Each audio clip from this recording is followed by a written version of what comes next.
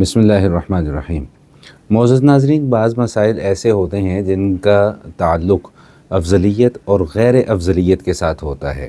یعنی اس مسئلے کے کسی بھی پہلو پر عمل کر لینا جائز ہوتا ہے، جبکہ کسی ایک پہلو پر عمل کرنا افضل ہوتا ہے۔ ایک مسئلہ ہے جس کے متعلق سوال پوچھا گیا، اور وہ سوال یہ پوچھا گیا کہ یہ جو ہم تسبیحات کرتے ہیں یہ دائیں ہاتھ پر کرنی چاہیے یا بائیں ہاتھ پر کرنی چاہیے۔ اس مسئلے کا تعلق بھی اسی قبیل سے ہے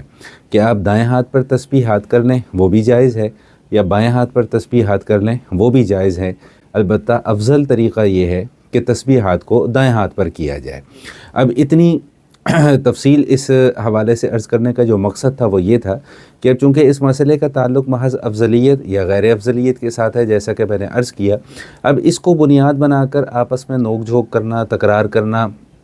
اختلافات کرنا، اعتراضات ایک دوسرے کے اوپر کرنا، ایک دوسرے کی نمازوں پر نظر رکھنا، ایک دوسرے کے اعمال کے اوپر نظر رکھنا، یہ نہایت ہی نامناسب